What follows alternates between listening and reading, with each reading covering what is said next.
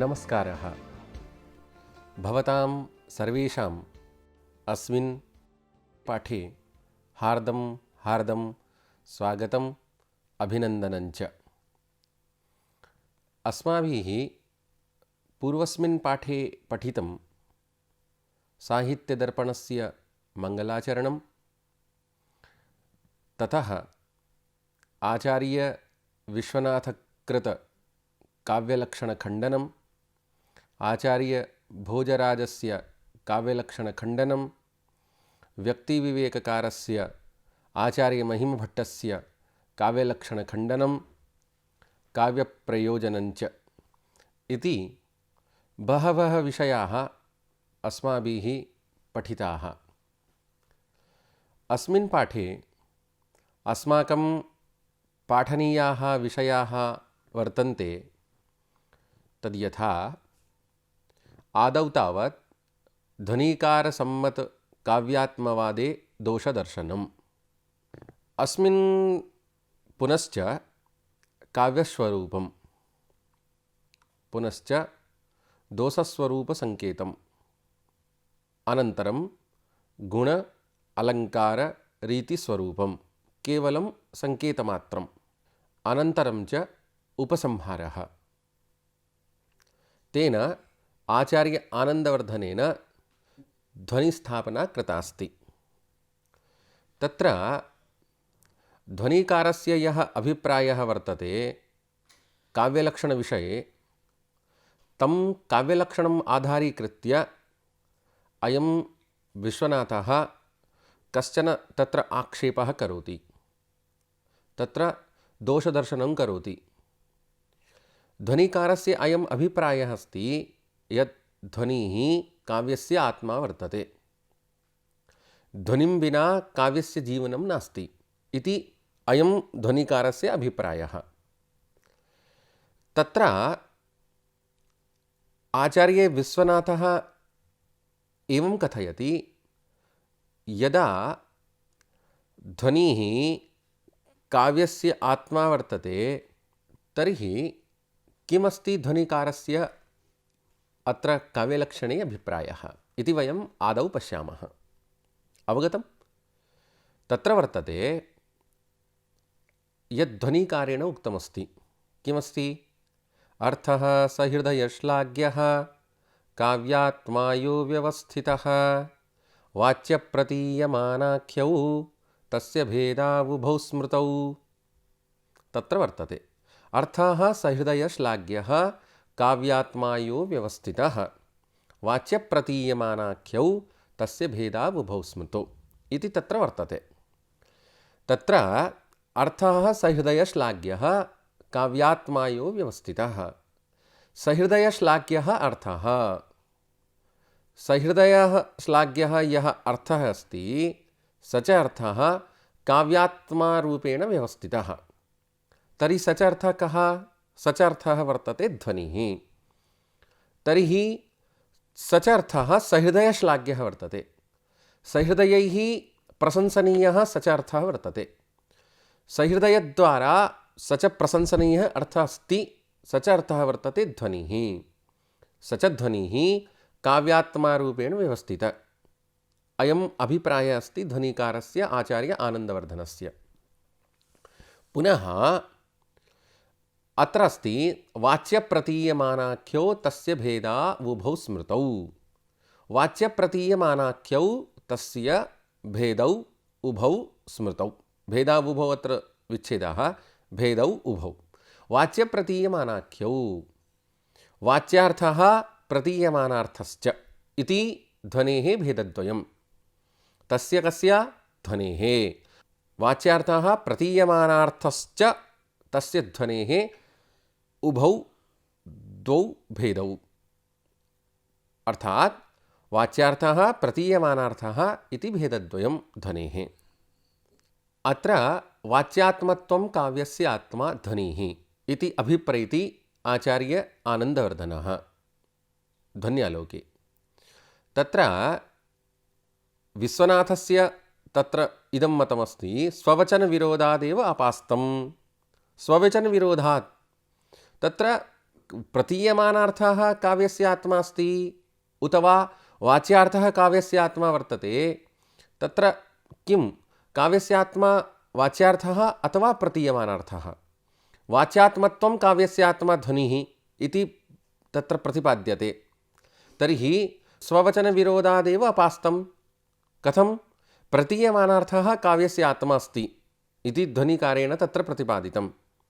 तर्हि इदानीम् अत्र किमर्थं वाच्यात्मत्वं काव्यस्य आत्मा ध्वनिः इति? पूर्वं तु प्रतिपादितमासीत् प्रतीयमानार्थः काव्यस्य आत्मा। इदानीं प्रतिपाद्यते वाच्यार्थः काव्यस्य आत्मा। तर्हि तत्र उभयत्रापि असङ्गतिः। वाच्यार्थः काव्यस्य आत्मा अथवा प्रतीयमानार्थः काव्यस्य आत्मा, काचन असङ्गतिः दृश्यते। अतः स्ववचनविरोधादेव स्वकीयं लक्षणम् अपास्तं। स्वकीयलक्षणस्य खण्डनं जातमस्ति स्ववचनविरोधादेव। वचने एव तत्र दाढर्यं नास्ति।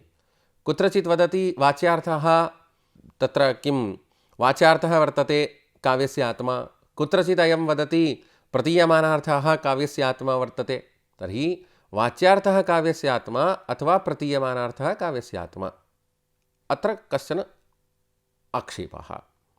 एतेन तत्र अर्थः श्रद्धया श्लाघ्यः काव्यात्मायुः व्यवस्थितः वाच्यप्रतीयमानाख्यौ तस्य भेदा बुभौ स्मृतौ इति यत् काव्यलक्षणम् उक्तमस्ति तत् काव्यलक्षणमपि खण्डितम्। एवं च वाच्यार्थः प्रतीयमानार्थश्च, वस्तुतः वाच्यार्थद्वारेव प्रतीयमानार्थस्य प्रतीतिर्भवति। पूर्वं वाच्यार्थस्य प्रतीतिर्भवति, अनन्तरं प्रतीयमानार्थस्य प्रतीतिर्भवति। तर्हि वाच्यार्थः ध्वनिः अथवा प्रतीयमानार्थः ध्वनिः। वाच्यार्थः अपि कदाचित् मुख्यः, प्रतीयमानार्थश्च अपि कदाचित् मुख्यो वर्तते। तर्हि वस्तुतः प्रतीयमानार्थस्य एव किं मुख्यार्थत्वं वर्तते, प्रतीयमानार्थः एव मुख्यो वर्तते। तर्हि स च प्रतीयमानार्थः कथं? प्रतीयमानार्थः कः इति प्रश्नः। तत्र प्रतीयमानार्थः वर्तते प्रतीयमानं पुनरन्यदेव वस्त्वस्ति वाणीषु महाकवीनां यत्तत् प्रसिद्धावयवातिरिक्तं विभाति लावण्यमिवाङ्गनासु, विभाति लावण्यमिवाङ्गनासु। अङ्गनासु यथा लावण्यं विभाति तथैव अयं प्रतीयमानार्थः विभाति। काव्येषु अयं प्रतीयमानार्थः विभाति। तर्हि प्रतीयमानं पुनरन्यदेव वस्त्वस्ति वाणीषु महाकवीनां, महाकवीनां वाणीषु अयं भवति। अयं प्रतीयमानार्थः महाकवीनां वाणीषु भवति। प्रतीयमानार्थः नाम यस्य प्रतीतिर्भवति स च प्रतीयमानार्थः। तर्हि अयं प्रतीयमानार्थः कथं प्रतीयते? महाकवीनां वाणीषु अयं प्रतीयमानार्थः प्रतीयते। कीदृशम् अयं प्रतीयमानार्थः? तर्हि लावण्यं यथा विभाति, अङ्गनासु यथा लावण्यं विभाति, सुन्दरीषु यथा लावण्यं विभाति, तथैव काव्येषु अयं प्रतीयमानार्थः विभाति। अयमस्ति प्रतीयमानार्थस्य स्वरूपम्। तर्हि वाच्यार्थः कः? वाच्यार्थस्तु स्वयमेव तत्र प्रकटितो भवति। वाच्यार्थद्वारेणैव प्रतीयमानार्थस्य प्रतीतिर्भवति। अतः वस्तुतः यदि कदाचित् एवं कथ्येत यत् काव्यस्य आत्मा वाच्यार्थः उत वा प्रतीयमानार्थः, तदा अयम् अभिप्रायः भवति, अयम् अभिप्रायः वर्तते वस्तुतः सर्वेषां यत् प्रतीयमानार्थः एव काव्यस्य आत्मा, स च प्रतीयमानार्थः काव्यस्य आत्मा वर्तते। तर्हि एवं काव्यलक्षणम् आचार्य आनन्दवर्धनेन तत्र प्रतिपादितं। पुनश्च ध्वनिविषयेपि तत्र प्रतिपादितम्। अवगतम्? इदानीम् अस्माकं तत्र इतः परं वर्तते काव्यस्वरूपं।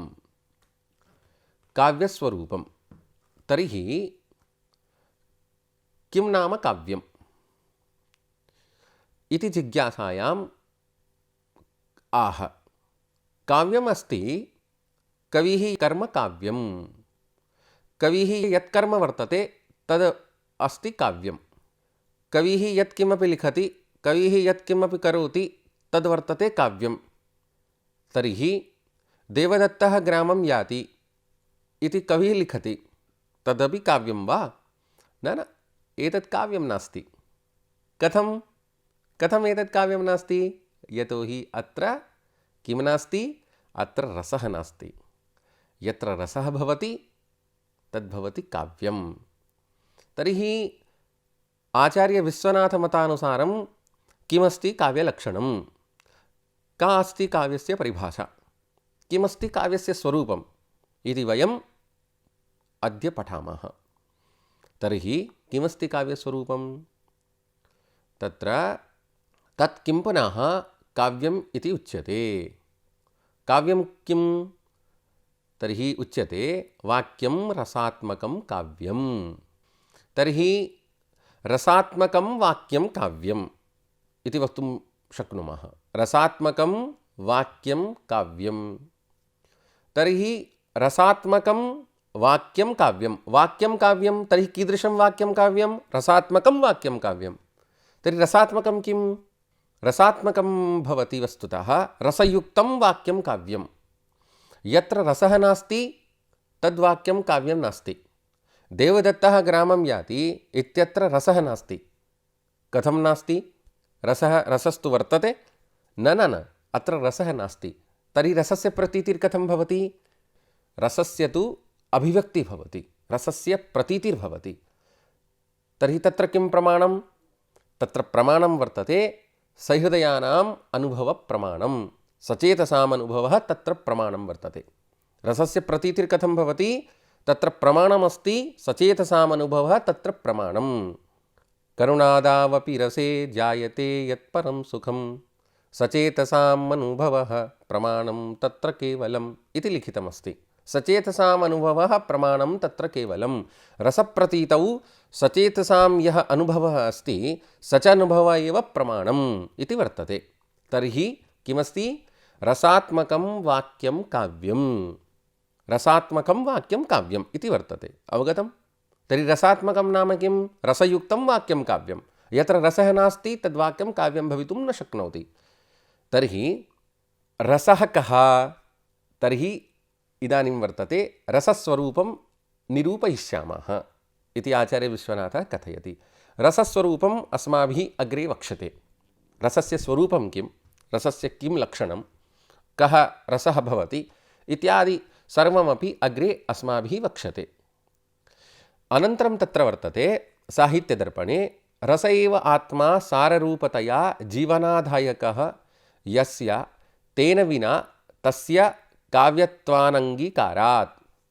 रस एव आत्मा साररूपतया जीवनाधायकः यस्य जीवनाधायकः रस एव। रस एव आत्मा। कस्य आत्मा? काव्यस्य आत्मा। साररूपतया जीवनाधायकः स च रसः काव्यस्य जीवनाधायकः वर्तते। यदि रसः नास्ति चेत् काव्यस्य जीवनमपि नास्ति।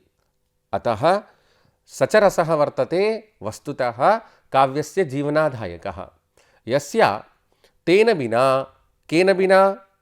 रसेन विना तस्य काव्यस्य काव्यत्वम् अनङ्गीकारात्। काव्यस्य काव्यत्वं वर्तते रसेन। यदि रसः नास्ति तदा काव्यस्य काव्यत्वं नाङ्गीक्रियते अस्माभिः। काव्यस्य काव्यं वर्तते मुख्यतः रसेनैव। यदि रसः नास्ति कुत्रचित् तदा तत् काव्यं भवितुं न शक्नोति। काव्यस्य काव्यत्वं रसेन वर्तते। तर्हि रसवत्वं काव्यत्वम् इति अस्माभिः उच्यते। रसवत्वं काव्यत्वं। रसात्मकं वाक्यं काव्यम्। एवं कदाचित् अस्माभिः तत्र कथितुं शक्यते। तर्हि रसः कः? अयं प्रश्नः समुदेति। तर्हि रस्यते इति रसः इति व्युत्पत्तिलभ्यार्थः। रस्यते आस्वाद्यते इति रसः। रस्यते आस्वाद्यते, यस्य आस्वादनं भवति स च रसः। तर्हि रसस्य आस्वादनं भवति, रसस्य चर्वणा भवति। रस्यते आस्वाद्यते इति रसः।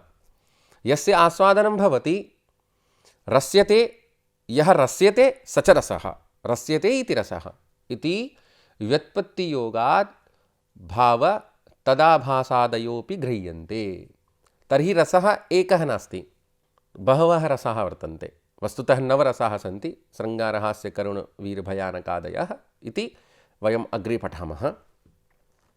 इदानीं रसः इति व्युत्पत्तियोगात् भाव तदाभासादयोऽपि गृह्यन्ते। भाव तदाभास, तर्हि रसः, भावः, रसाभासः, भावाभासः, भावशान्तिः, भावशबलता, भाव इत्यादीनां ग्रहणं भवति।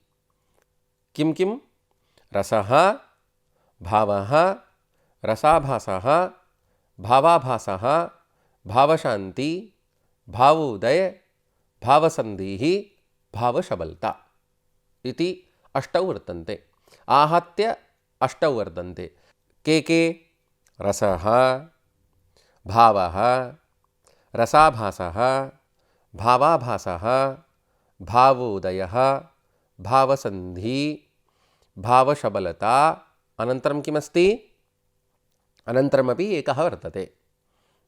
रसः, भावः, रसाभासः, भावाभासः, भावोदयः, भावसन्धिः, भावसबलता, एवम् अष्टौ वर्तते। आहत्य अष्टौ वर्तन्ते।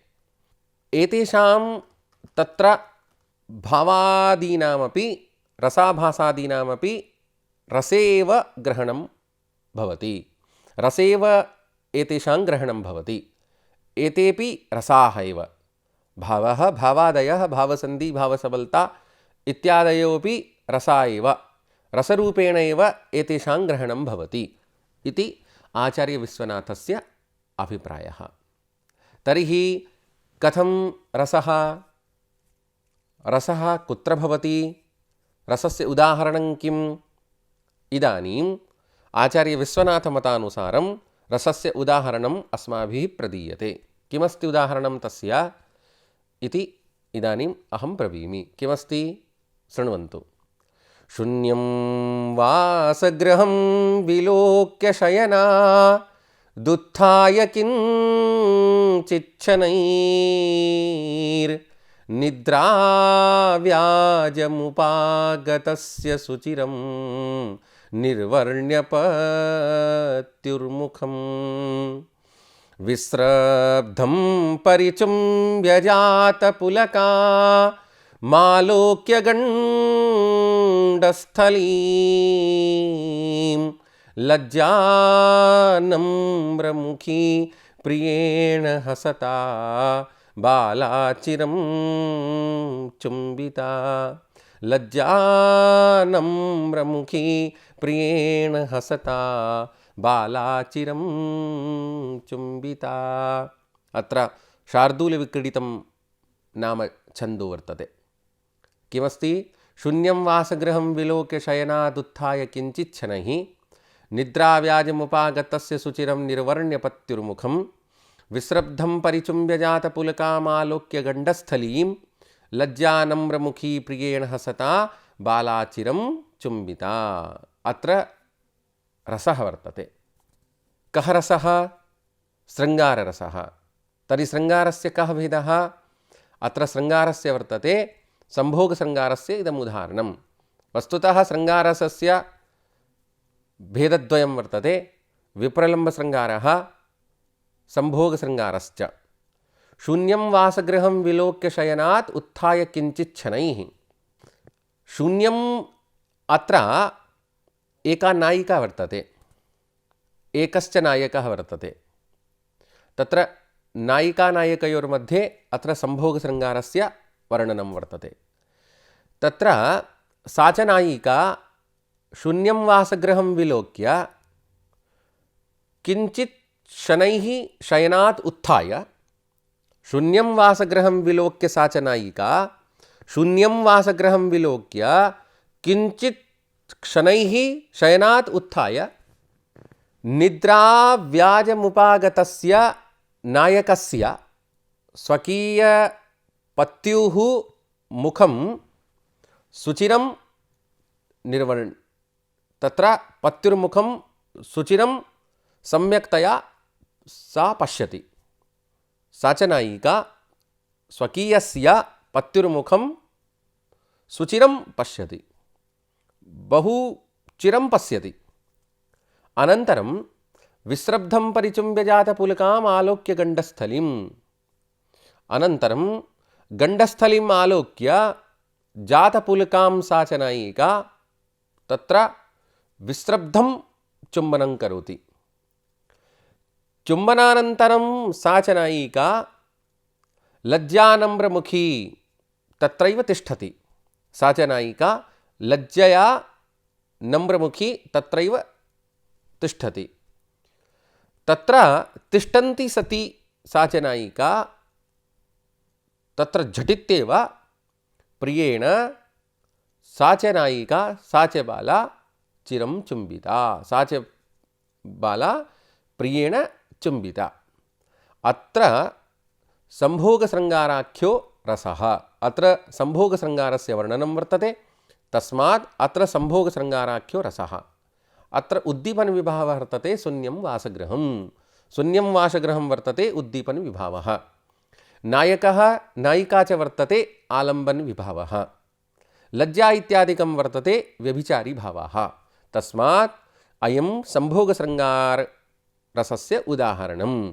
अतः अत्र वर्तते काव्यं, यतोहि रसात्मकं वाक्यम् अत्र वर्तते। तर्हि रसात्मकं वाक्यं काव्यम् इति अस्माकं परिभाषा वर्तते। आचार्य विश्वनाथस्य इयं परिभाषा अस्माभिः पूर्वमेव उक्ता वर्तते।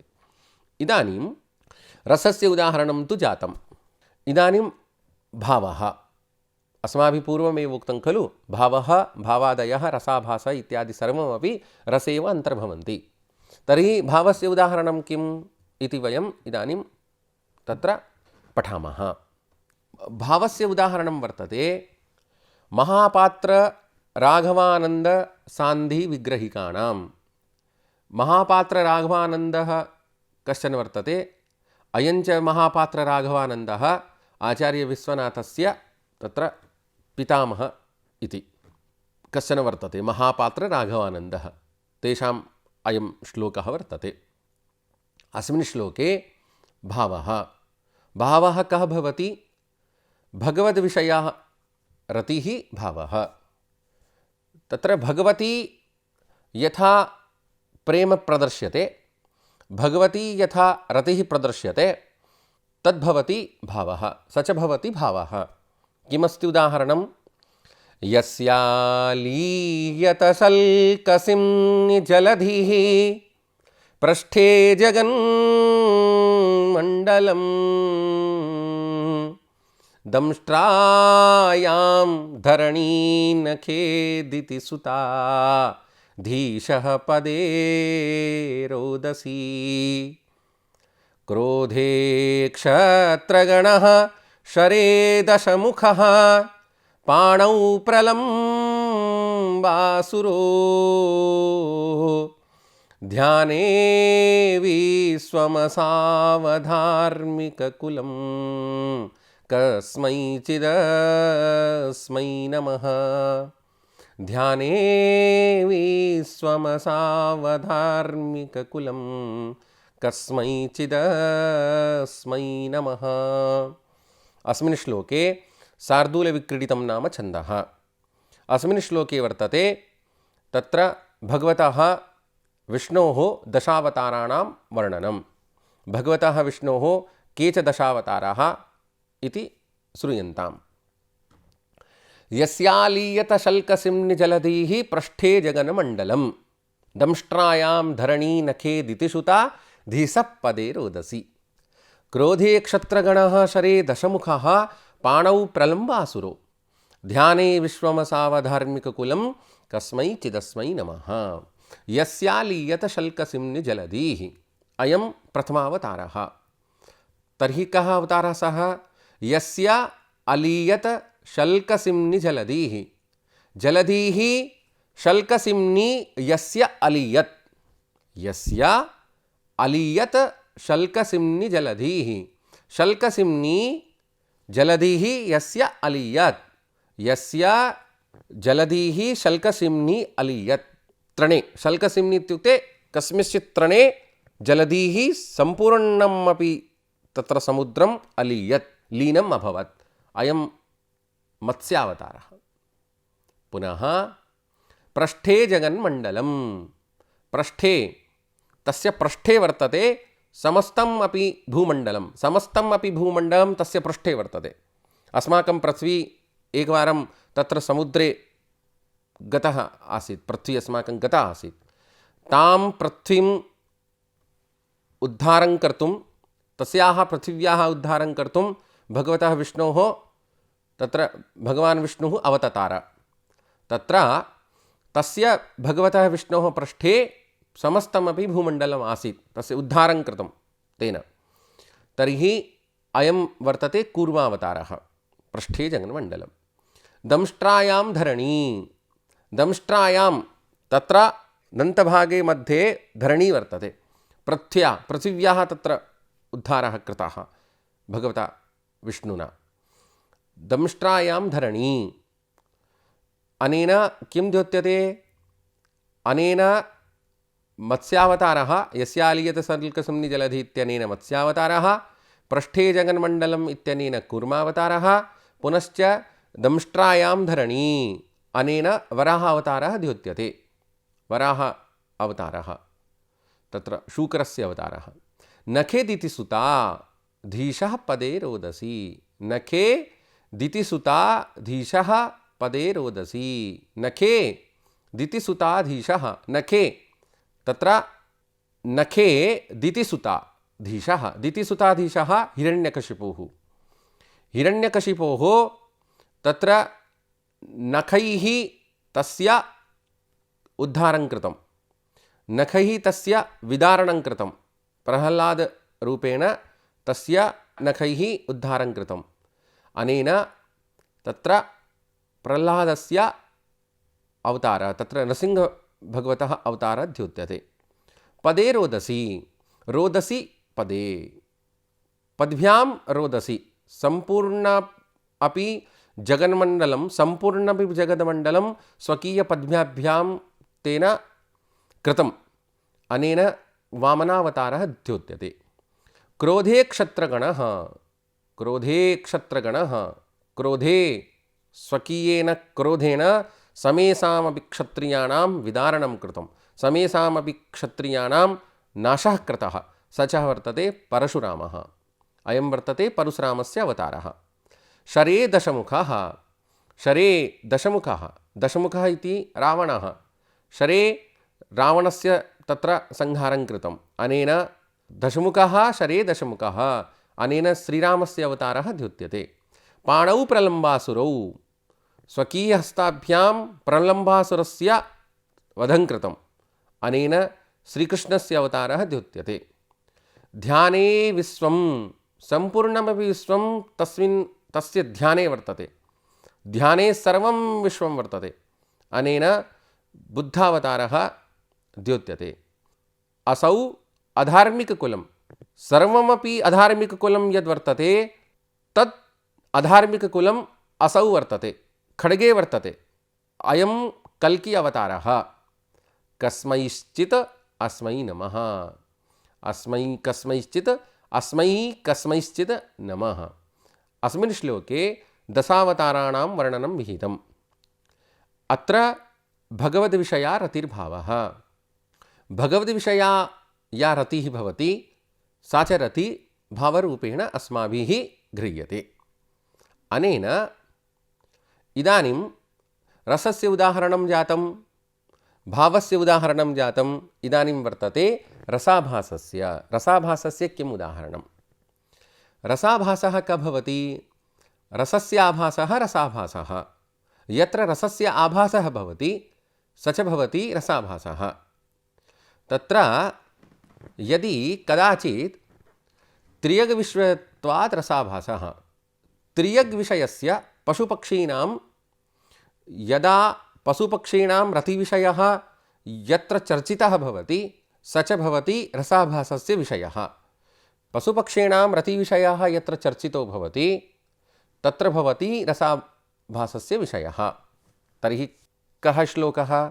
स च मधुद्विरेफः कुसुमैकपात्रे पपौ प्रियां स्वामनुवर्तमानः शृङ्गेण च स्पर्शनिमीलिताक्षीं मृगीमकण्डूयत कृष्णसारः शृङ्गेण च स्पर्शनिमीलिताक्षीं मृगीमकण्डूयत कृष्णसारः।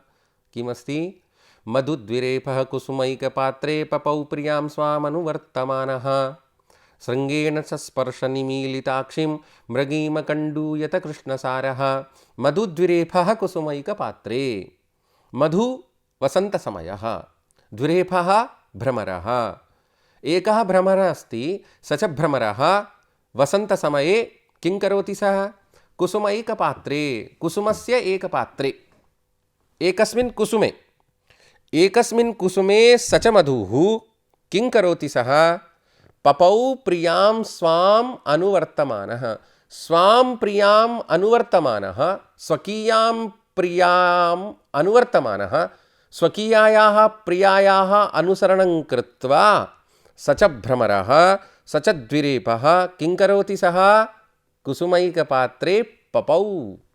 तत्र भ्रमरः कुसुमस्य रसं पपौ, कुसुमस्य रसं पिबति। कुसुमस्य रसः स भ्रमरः पिबति। कथं पिबति? स्वां प्रियाम् अनुवर्तमानः। तस्याः भ्रमरस्य या भ्रमरी वर्तते सा च भ्रमरी अपि पिबति, स च भ्रमरः अपि पिबति।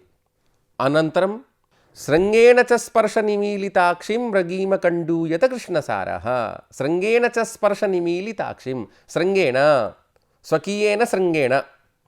कः? कृष्णसारः। एकः कृष्णसारः वर्तते, कृष्णमृगः वर्तते। कृष्णमृगः किं करोति? स्वकीयेन शृङ्गेण निमीलिताक्षीं मृगीं स्वकीयेन शृङ्गेण स्पर्शं करोति। कस्य स्पर्शं करोति? तत्र मृगीं स्पर्शयति, स च मृगीं स्पृशति। मृगीं स्पृशति कृष्णसारः। अनन्तरं स्पर्शानन्तरं सा च मृगी कथं भवति? स्पर्शनिमीलिताक्षी भवति। स्पर्शेण निमीलिताक्षी सा च मृगी भवति। अनन्तरम् मृगीमकण्डूयत कृष्णसारः। अकण्डूयत् करोति, तत्र कण्डू करोति। कः करोति? कृष्णसारः तत्र कण्डू करोति, शृङ्गेण कण्डू करोति, स्वकीयां प्रियां कण्डू करोति, मृगीं कण्डू करोति, स च कृष्णसारः। एवं तत्र वर्णनं वर्तते। अत्र संभोगशृङ्गारस्य त्रियग्विषयत्वाद् रसाभासः। अत्र संभोगशृङ्गारस्य वर्णनं वर्तते। त्रियग्विषयत्वात् तत्र पशूनाम् अत्र वर्णनं वर्तते, तत्र भ्रमरस्य वर्णनं वर्तते, पुनश्च कृष्णसारस्य वर्णनं वर्तते। अयं तिर्यग्विषयत्वाद् वर्णनमस्ति, अतः पशुपक्षीणां सम्बन्धी वर्णनं वर्तते, अतः रसाभासः अत्र जायते। एवम् अन्यत्, एवं प्रकारेण अन्यदपि अस्माभिः तत्र द्रष्टव्यम् इति काव्यस्वरूपविषये अस्माकं चर्चा जाता वर्तते। इदानीमस्ति दोषस्वरूपसङ्केतं। केवलं सङ्केतमात्रम् अत्र ध्रियते। काव्ये अलङ्काराः भवन्ति, काव्ये रसः, काव्ये गुणाः, काव्ये ध्वनिः सर्वं भवति काव्ये, परञ्च काव्ये कदाचित् दोषाः अपि भवन्ति। दोषाः पुनः काव्ये किं स्वरूपा इति उच्यन्ते। तर्हि तेषां दोषाणां स्वरूपं किं, तेषां दोषाणां लक्षणं किं, तेषां दोषाणां परिभाषा का च तेषां दोषाणां लक्षणम् इति वयम् इदानीं पठामः। अवगतम्? इदानीमस्ति दोषास्तस्यापकर्षकाः। तत्र दोषस्य परिभाषा वर्तते, दोषास्तस्यापकर्षकाः। तस्यापकर्षकाः दोषाः। कस्याः अपकर्षकाः दोषाः? रसस्य अपकर्षकाः दोषाः। रसं ये अपकर्षयन्ति ते भवन्ति दोषाः। रसस्य यत्र क्षतिः भवति, यत्र रसस्य अभिव्यक्तिर्न भवति, यत्र रसस्य प्रतीतिर्न भवति, तत्र भवन्ति प्रायः दोषाः। रसस्य ये अपकर्षकाः भवन्ति ते भवन्ति दोषाः। तर्हि कथं? श्रुतिदुष्टपुष्टार्थत्वादयः काणत्वखञ्जत्वादय इव शब्दार्थद्वारेण देहद्वारेणैव व्यभिचारिभावादेः स्वशब्दवाच्यत्वादयो मूर्खात्वादय इव साक्षात् काव्यस्यात्मभूते रसम् अपकर्षयन्तः काव्यस्य अपकर्षका इति उच्यन्ते। येषां विशेषोदाहरणानि वक्ष्यामः। श्रुतिदुष्टपुष्टार्थत्वादयः काणत्वखञ्जत्वादय इव। यथा शरीरे काणत्वं भवति, यथा शरीरे खञ्जत्वं भवति, एते शरीरस्य दोषाः। काणत्वं खञ्जत्वं च शरीरस्य दोषाः भवन्ति। तथैव श्रुतिदुष्ट अपुष्टार्थत्वादयः। श्रुतिदुष्टार्थत्वम् एकः दोषः वर्तते, अपुष्टार्थत्वं च अपि दोषः वर्तते। तर्हि श्रुतिदुष्टार्थत्वम् अपुष्टार्थत्वं च दोषाः काणत्वखञ्जत्वादय इव। यथा शरीरे काणत्वं खञ्जत्वं भवति, तथैव काव्ये अपि श्रुतिदुष्टार्थत्वम् अपुष्टार्थत्वं च दोषाः एवं भवन्ति। कथं? शब्दार्थद्वारेण देहद्वारेणैव। शब्दार्थद्वारा देहद्वारेणैव। यथा शरीरे काणत्वं खञ्जत्वादयः भवन्ति, तथैव शब्दार्थयोः एते दोषाः जायन्ते। श्रुतिदुष्टार्थ दोषः, अपुष्टार्थत्वश्च दोषः। व्यभिचारी भावादेः स्वशब्दवाच्यत्वादयो मूर्खत्वादय इव। व्यभिचारी भावानां दोषः कथं भवति? स्वशब्देन वाच्यता भवति तेषां।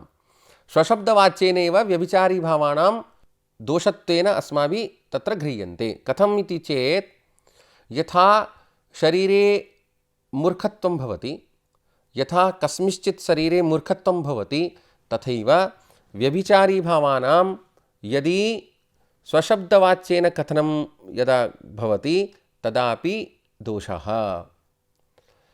एवं साक्षात् काव्यस्यात्मभूते रसम् अपकर्षयन्तः काव्यस्य अपकर्षका इति उच्यन्ते। एते दोषाः किं कुर्वन्ति? साक्षात् काव्यस्य रसम् अपकर्षयन्ति। रसः भवति काव्यस्य आत्मा। आत्मनम् अपकर्षयन्तः एते दोषाः सन्ति। रसम् एते तत्र रसस्य हानिं कुर्वन्ति, रसम् अपकर्षयन्ति। रसस्य तत्र तावती तत्र प्रतीतिर्न भवति। यावती प्रतीतिर्भवेत् तावती प्रतीतिर्तत्र न भवति। अतः ते भवन्ति दोषाः। येषां विशेषोदाहरणानि अनन्तरं वयं वक्ष्यामः। अग्रे येषां विशेषोदाहरणानि वक्ष्यामः। अवगतम्? इदानीं वर्तते तत्र दोषस्य लक्षणम् अस्माभिः पठितमस्ति। इदानीं वर्तते गुण अलङ्कार रीतिस्वरूपं। केवलं सङ्केतमात्रं। गुणस्य स्वरूपं किं? किं लक्षणं गुणस्य? अलङ्कारस्य परिभाषा का? अनन्तरं रीतेः स्वरूपं किं? रीतेः का परिभाषा? केवलं सङ्केतमात्रं। तर्हि गुणस्य का आवश्यकता अत्र? अलङ्कारस्य अत्र का आवश्यकता? रीतेः अत्र का आवश्यकता वर्तते? एवं नास्ति। दोषाः यदि उच्यन्ते तर्हि गुणस्य अपि अलङ्कारस्यापि रीतेः अपि केवलं सङ्केतमात्रम् आचार्यविश्वनाथेन अत्र प्रदत्तमस्ति। एतेन किं भवति? काव्यस्य स्वरूपम् अत्र समायाति। गुण अलङ्कार रीतिः दोषः रसः एते सर्वेपि तत्र काव्यस्य किम् अङ्गीभूताः वर्तन्ते। अतः गुण अलङ्कार गुणस्य अलङ्कारस्य रीतेः स्वरूपं केवलं सङ्केतमात्रम् अत्र विश्वनाथेन प्रदीयते। गुणादयः किं स्वरूपा इति उच्यन्ते। तर्हि के च गुणाः? उत्कर्षहेतवः प्रोक्ता गुणालङ्काररीतयः। उत्कर्षहेतवः प्रोक्ता गुणालङ्काररीतयः इति उच्यते। गुणालङ्काररीतयः उत्कर्षहेतवः प्रोक्ता। किमस्ति अस्य तात्पर्यं? गुणालङ्काररीतयः उत्कर्षहेतवः। गुणश्च उत्कर्षहेतुः, अलङ्कारः उत्कर्षहेतुः, रीतयः उत्कर्षहेतवः। गुणः अलङ्कारः रीतिश्च एते त्रयोपि उत्कर्षहेतवः। कस्य उत्कर्षहेतवः? रसस्य उत्कर्षहेतवः। रसस्य उत्कर्षकारणानि, रसस्य उत्कर्षम् एते वर्धयन्ति, रसस्य उन्नतिं एते कुर्वन्ति, रसम् एते वर्धयन्ति। के के? गुणाः, अलङ्काराः, रीतयश्च एते त्रयोपि गुणं वर्धयन्ति, रसं वर्धयन्ति। तर्हि गुणाः के? शौर्यादिवत् गुणाः, गुणाः शौर्यादिवत्, अलङ्काराः कटककुण्डलादिवत्, रीतयः अवयवसंस्थानविशेषवत्, देहद्वारेणैव शब्दार्थद्वारेण तस्यैव काव्यस्यात्मभूतं रसम् उत्कर्षयन्तः काव्यस्य उत्कर्षका इति उच्यन्ते। कथमिति चेत् शौर्यादिवत् गुणाः। यथा अस्माकं शरीरे शौर्यं पराक्रमश्चादि भवन्ति, एते अस्माकं गुणाः भवन्ति। कस्मिंश्चित् पुरुषे यदि शौर्यमस्ति चेत् स च पुरुषः तत्र पराक्रमी वर्तते, शौर्यशाली वर्तते, पराक्रमशाली वर्तते। शौर्यं तस्य गुणः, शौर्यं तस्य गुणं भवति। एवमेव गुणाः काव्ये कथं तिष्ठन्ति? यथा अस्माकं शरीरे शौर्यं तिष्ठति तथैव काव्ये गुणाः तिष्ठन्ति। अलङ्काराः कथं तिष्ठन्ति? काव्ये अलङ्काराः तिष्ठन्ति कटककुण्डलादिवत्। यथा कटककुण्डलादयः अस्माकं शरीरस्य शोभां वर्धयन्ति, अस्माकं सौन्दर्यं वर्धयन्ति, अस्माकं शोभां वर्धयन्ति, तथैव अलङ्काराः कटककुण्डलादिवत् काव्यशोभाकारकाः भवन्ति, काव्यस्य शोभां वर्धयन्ति। एते अलङ्काराः। तर्हि रीतयः, रीतयः अवयवसंस्थानविशेषवत्। यथा अस्माकं शरीरस्य अवयवाः भवन्ति, तत्र पादः, नेत्रे, हस्तौ एवं सर्वं, तथैव रीतयः वेदर्भादि ये याः रीतयः सन्ति ताः रीतयः अवयवसंस्थानविशेषवत्, काव्यस्य अवयवसंस्थानविशेषवत् एताः भवन्ति। अवयवसंस्थानविशेषवत् एताः भवन्ति। कथं? देहद्वारेणैव शब्दार्थद्वारेण तस्यैव काव्यस्य आत्मभूतं समुत्कर्षयन्तः। काव्यस्य आत्मभूतं वर्तते रसः। एते सर्वेपि गुणः, अलङ्कारः, रीतयश्च एते सर्वेपि काव्यस्य आत्मभूतं रसम् उत्कर्षयन्ति। अतः एते त्रयोपि काव्यस्य उत्कर्षहेतवः सन्ति। काव्यस्य उत्कर्षहेतवः वर्तन्ते गुणाः, अलङ्काराः, रीतयश्च। अवगतम्? इह यद्यपि गुणानां रसधर्मत्वं, गुणानां रसधर्मत्वम् अत्र अस्माभिः प्रतिपादितं। गुणाः भवन्ति रसस्य धर्माः, रसस्य धर्माः भवन्ति गुणाः। तर्हि रसधर्मत्वं गुणत्वम् एवं लक्षणं वर्तते। गुणानां रसधर्मत्वम् अस्माभिः उक्तमस्ति, तथापि गुणशब्दः अत्र गुणाभिव्यञ्जकशब्दार्थयोः उपचर्यते। गुणाभिव्यञ्जकशब्दार्थयोः गुणस्य अभिव्यञ्जकौ शब्दार्थौ, गुणस्य अभिव्यञ्जकौ वर्तेते शब्दार्थौ, शब्दार्थौ गुणस्य अभिव्यञ्जको वर्तते। अत्र गुणशब्दः गुणाभिव्यञ्जकरूपेण अस्माभिः गृह्यते, अस्माभिः उपचर्यते। अतश्च गुणाभिव्यञ्जकाः शब्दा रसस्य उत्कर्षका इति उक्तं भवति। गुणाभिव्यञ्जकाः शब्दाः, गुणाभिव्यञ्जकाः शब्दाः रसस्य उत्कर्षकाः।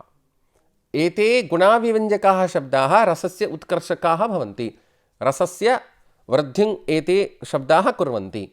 तस्मात् गुणाभिव्यञ्जकाः शब्दाः रसस्य उत्कर्षकाः इति अस्माभिः उक्तम्।